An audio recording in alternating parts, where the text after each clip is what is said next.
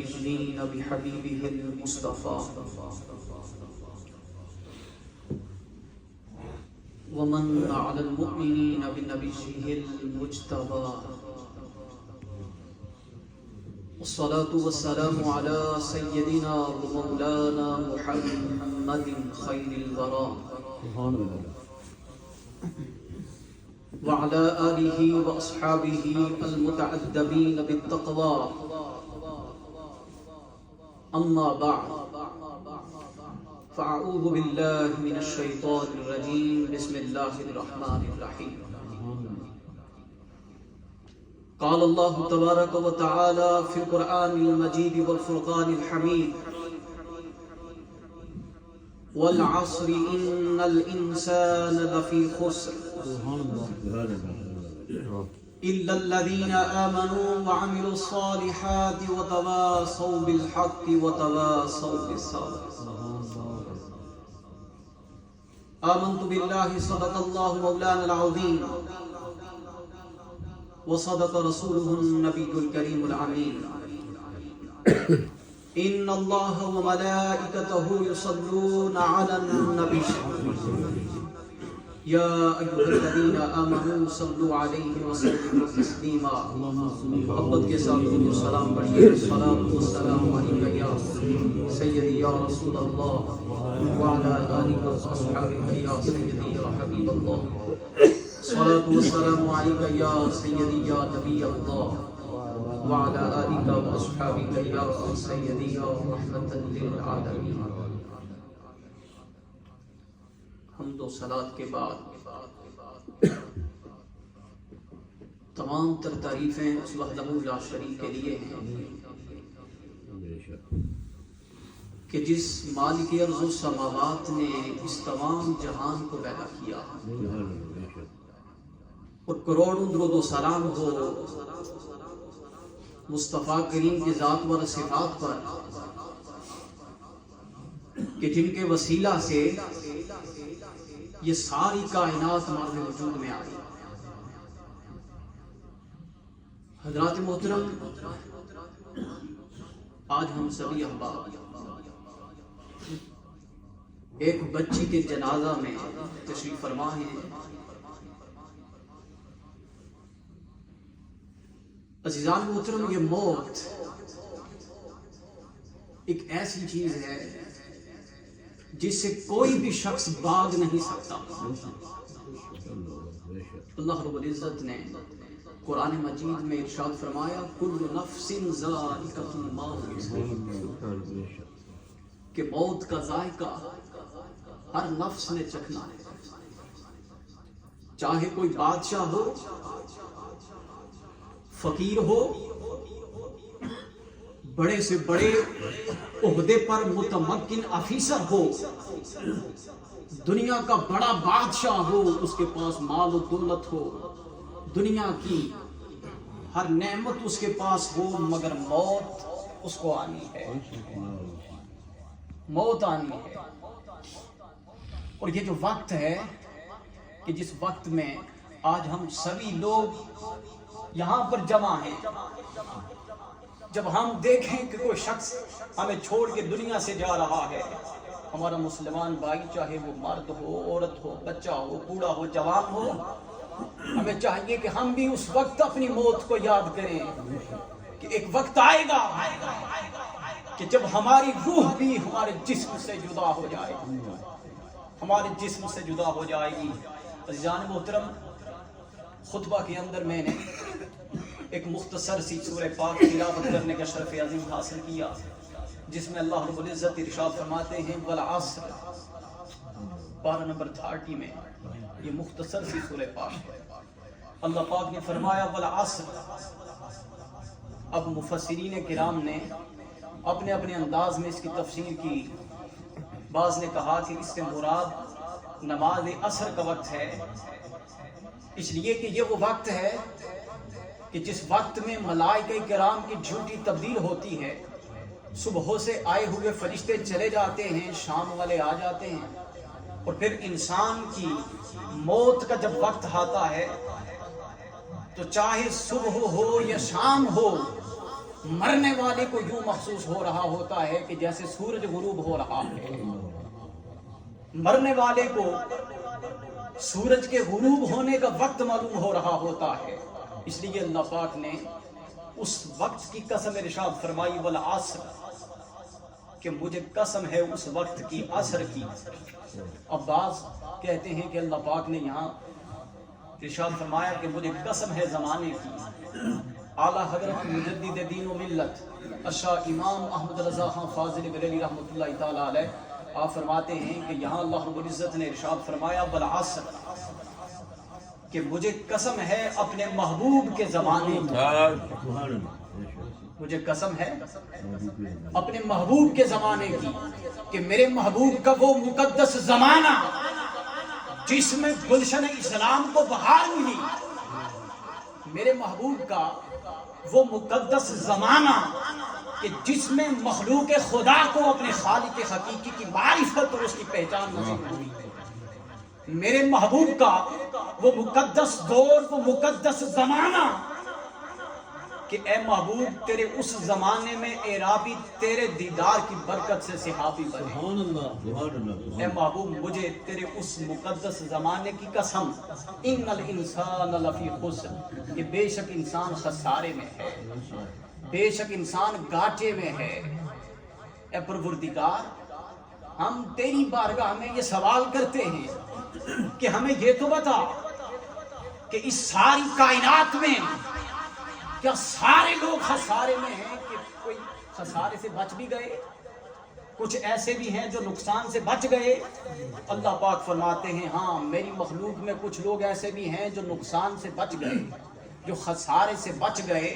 فرمایا وہ لوگ ہیں ان الذین آمنوا وعملوا الصالحات وتواصوا بالحق وتواصوا بالصبر. فرمایا وہ لوگ ہیں جو ایمان لائے اور نیک اعمال کیے اور ایک دوسرے کو حق کی تلقین کی اور ایک دوسرے کو صبر کی وصیت کرتے رہے، ایک دوسرے کو صبر کی وصیت کرتے رہے. عزیزان محترم اس سورہ پاک پر ذرا توجہ کیجئے. اللہ رب العزت نے سب سے پہلے ایمان کی بات کی اور ایمان کے بعد اللہ رب العزت نے اعمال کی بات کی. اب بعض لوگ یہ سمجھتے ہیں کہ ہم نے کلمہ پڑھ لیا ہے، اب ہمیں نہ نماز کی ضرورت ہے، نہ روزہ کی، نہ حج کی، نہ زکوٰۃ کی، نہ صدقہ و خیرات کی، فقط کلمہ پڑھ لینے سے ہمیں جنت ملے گی. تو یاد رکھیں نہ فقط کلمہ پڑھنے سے جنت ملتی ہے، نہ فقط نیک اعمال کرنے سے جنت ملتی ہے. سمجھنے والی بات، نہ فقط کلمہ پڑھنے سے جنت ملے گی، نہ فقط نیک اعمال کرنے سے جنت ملے گی. انسان کو چاہیے کہ وہ نیک اعمال بھی کرے اور ساتھ اس کی رحمت کا امیدوار بھی ہو. اس کے فضل کے بغیر، اس کی رحمت کے بغیر کوئی بھی شخص جنت میں نہیں جا سکتا. اس لیے عارف کھڑی میاں محمد بخش رحمۃ اللہ تعالی علیہ آپ نے فرمایا جے میں ویکھاں عملاں ولے تے کچھ نہیں میرے پلے، جے میں ویکھاں رحمت رب دی بلے بلے بلے.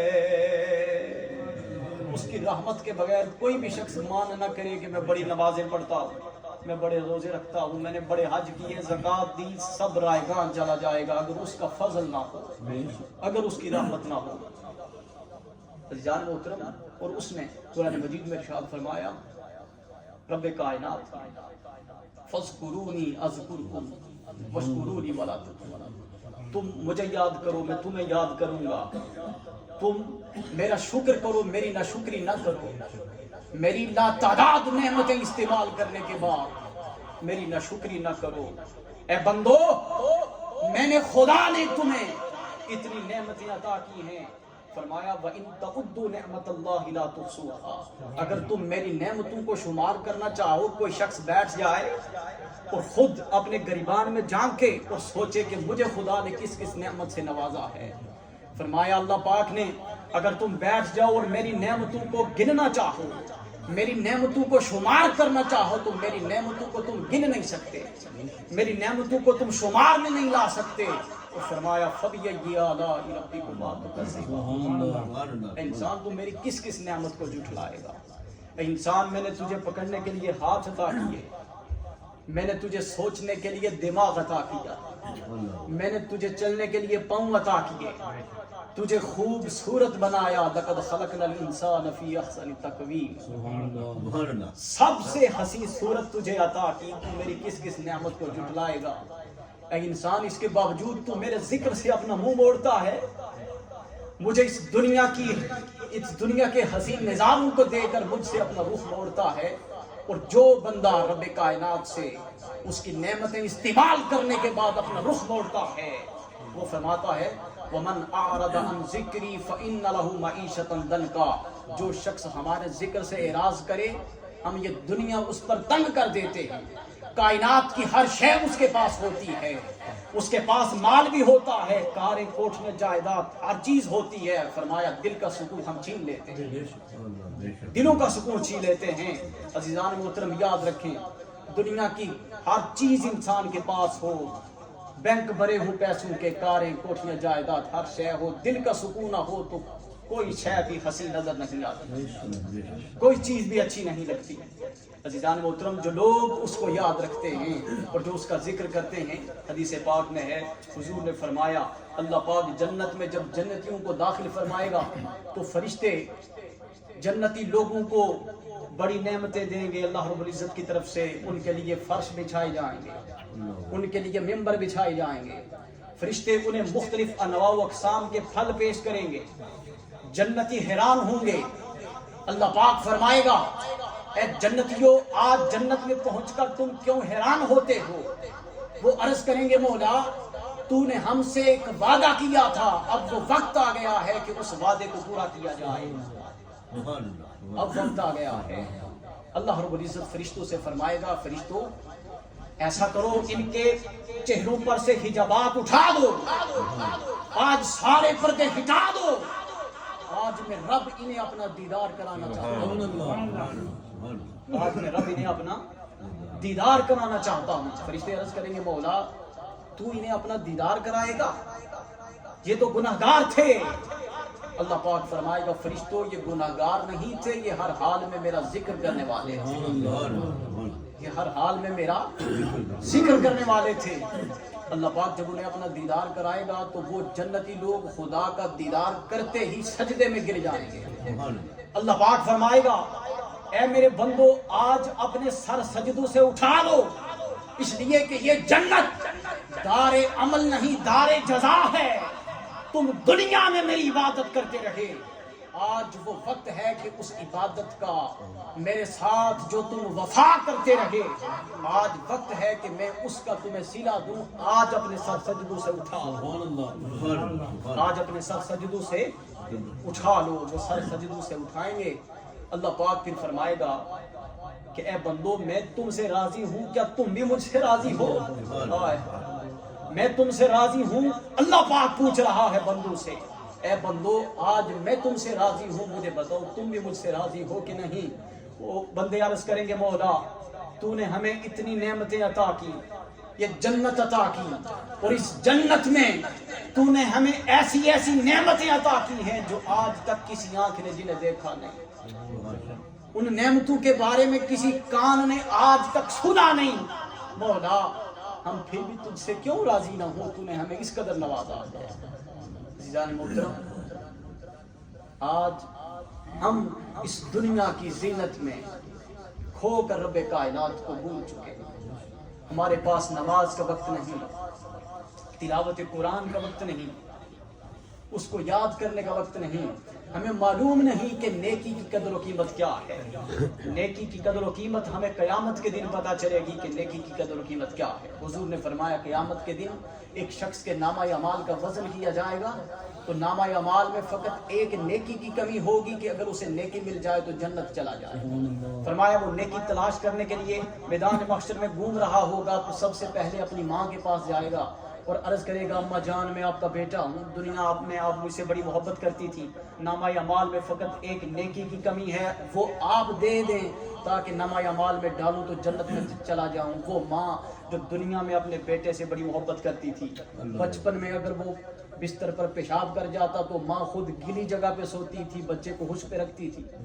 اتنا خیال کرنے والی ماں بھی اس دن کہے گی کہ میرے پاس نیکی نہیں، انکار کر دے، باپ کے پاس جائے گا۔ سب اللہ پاک نے اس منظر کو قرآن مجید میں بیان کیا، یوم یفر المرء من اخیہ وامہ وابیہ وصاحبتہ وبنیہ، وہ گھومے گا، بھائی کے پاس جائے گا، ماں کے پاس، باپ کے پاس، رشتہ داروں کے پاس، سب جواب دے دیں گے۔ مگر یہاں پر مجھے ایک اور حدیث پاک یاد آ رہا کہ وہ جب سب کے پاس جائے گا، بھائی بھی کہے گا نیکی نہیں، والدہ بھی جواب دے گی، باپ بھی، سب رشتہ دار سب کہیں گے اپنی پڑی ہے، مگر اس وقت بھی ایک ہستی ایسی ہے کہ جو کام آئے گی، وہ حضرت محمد مصطفیٰ کی، وہ حضور کی ہستی ہے۔ اللہ رب العزت نے حضور کو یہ شان عطا کی ہے۔ حضور نے فرمایا قیامت کے دن جب میدان محشر میں نفسا نفسی کا عالم ہوگا، ہر نفس پریشانی کے عالم میں مبتلا ہوگا، سورج سوا نیزے پہ ہوگا، فرمایا لوگ کسی کو تلاش کر رہے ہوں گے کہ کوئی مل جائے جو اللہ کے حضور ہماری سفارش کر دے۔ فرمایا لوگ سیدنا آدم علیہ السلام کے پاس جائیں گے اور جا کر عرض کریں گے، اے ابو البشر، اللہ رب العزت نے آپ کو بڑی شان عطا کی، فرشتوں نے آپ کو سجدہ کیا تھا، اللہ رب العزت نے آپ کو اپنے دست قدرت سے پیدا کیا، آج اللہ کے حضور ہماری سفارش کر دیں۔ وہ جواب دیں گے کہ جس طرح آج رب کائنات غضبناک ہوا، نہ اس سے پہلے کبھی ہوا تھا نہ ہوگا، کسی اور کے پاس چلے جاؤ، مجھے اپنی پڑی ہے۔ لوگ عیسیٰ علیہ السلام کے پاس جائیں گے، موسیٰ علیہ السلام، سب کے پاس جائیں گے، سب یہی کہیں گے اذهبوا الی غیری، کسی اور کے پاس چلے جاؤ۔ حضور فرماتے ہیں اتنے میں لوگ مجھے دیکھ کر میرے پاس آئیں گے، میں کہوں گا انا لہا، آؤ مجھ سے محبت کرنے والوں، میں تمہارے لیے۔ آج جو لوگ حضور سے محبت کرتے ہیں، حضور کی نعتیں پڑھتے ہیں، حضور کی غلامی کا پٹا اپنے گلے میں ڈالے رکھتے ہیں، اس دن مصطفیٰ کہیں گے، جب سارے انبیاء کہیں گے اذهبوا الی غیری، کسی اور کے پاس چلے جاؤ، مصطفیٰ دیکھ کر کہیں گے انا لہا، آؤ دنیا میں مجھ سے محبت کرتے تھے، میں مصطفیٰ تمہارے لیے، آؤ میرے پاس آ جاؤ۔ پھر حضور نے فرمایا اس وقت میں اپنا سر سجدے میں رکھوں گا، اللہ پاک فرمائے گا ارفع راسک یا محمد واشفع تشفع، اے محمد اپنے سر کو اٹھائیے اور جس کی چاہیے شفاعت کیجئے اور جس کو چاہیے جنت میں لے جائیے۔ جان محترم میں حدیث پاک بیان کر رہا تھا کہ جب کوئی رشتہ کام نہیں آئے گا، ایک رشتہ مصطفیٰ کی محبت کا اس وقت بھی کام آئے گا، تو وہ بندہ جس کی میں حدیث پاک حضور نے جس کا ذکر کیا کہ وہ تلاش کر رہا تھا کہ ایک نیکی مل جائے تو جنت میں چلا جاؤں، فرمایا جب سب انکار کریں گے وہ دیکھے گا میدان محشر میں ایک شخص اسی کی طرح گھوم رہا ہوگا، ان دونوں کی آپس میں ملاقات ہوگی، ایک دوسرے سے پوچھیں گے کہ تو کیا تلاش کر رہا ہے، کیوں گھوم رہا ہے میدان محشر میں؟ وہ کہے گا کہ میرے نامہ اعمال میں فقط ایک نیکی کی کمی ہے، تلاش کر رہا ہوں کہ کوئی نیکی دے دے جنت میں چلا جاؤں۔ اس سے پوچھے گا کہ تو کیوں گھوم رہا ہے؟ وہ کہے گا کہ میرے پاس صرف ایک نیکی ہے اس لیے پریشان، باقی سب گناہ ہیں، کیا ہے؟ صرف ایک نیکی ہے۔ وہ کہے گا ایسا کرتے ہیں کہ میرے پاس جو صرف ایک نیکی ہے تو لے جا، میرے پاس جو فقط ایک نیکی ہے وہ تو لے جا۔ وہ نیکی لے کر رب کائنات کی بارگاہ میں آئے گا، اللہ پاک پوچھیں گے کہ تو کدھر سے نیکی لے کر آیا ہے؟ وہ عرض کرے گا رب کائنات میری طرح میدان محشر میں ایک شخص گھوم رہا تھا جس کے پاس فقط ایک نیکی تھی، وہ اس نے مجھے دے دی۔ اللہ پاک کا دریائے رحمت جوش میں آئے گا، اللہ پاک فرمائے گا وہ بندہ جس کے پاس فقط ایک نیکی تھی جو اس نے تجھے دی ہے، اسے بھی بلا کے لے آ، دونوں جنت میں چلے جاؤ، اسے بھی بلا کے لے آ اور دونوں جنت میں چلے جاؤ۔ عزیزان محترم، اللہ رب العزت کی بارگاہ میں دعا ہے جو کچھ میں نے بیان کیا اللہ پاک مجھے اور آپ تمام کو اس پر عمل کرنے کی توفیق نصیب فرمائے، اور بچی کو اللہ رب العزت جنت الفردوس میں عرفہ والا مقام نصیب فرمائے، اور بچی کے والدین کو اور سارے خاندان کو اللہ رب العزت صبر جمیل عطا فرمائے۔ یہ بہت مشکل وقت ہوتا ہے، اولاد کا صدمہ برداشت کرنا ہم میں سے تقریباً سارے لوگ کو اللہ رب العزت نے اولاد عطا کی ہے. آپ جانتے ہیں کہ کتنا دکھ ہوتا ہے، مگر یہ اللہ رب العزت کی آزمائش ہوتی ہے، وہ اپنے بندوں کو آزمائش میں ڈالتا ہے. تو اللہ پاک بچی کو جنت الفردوس میں والا مقام نصیب فرمائے. اشتیاق حسین اور ان کی فیملی نے 1600 پاؤنڈ جو ہے مسجد کے لیے، بچی کے ایصال ثواب کے لیے مسجد میں پیش کیے. اللہ رب العزت ان کا یہ ہدیہ پیش کرنا اپنی بارگاہ سمدیت میں قبول منظور فرمائے. بچی کو اللہ پاک دارین کی سعادت نصیب فرمائے. باخر دعوانا الحمدللہ رب العالمین.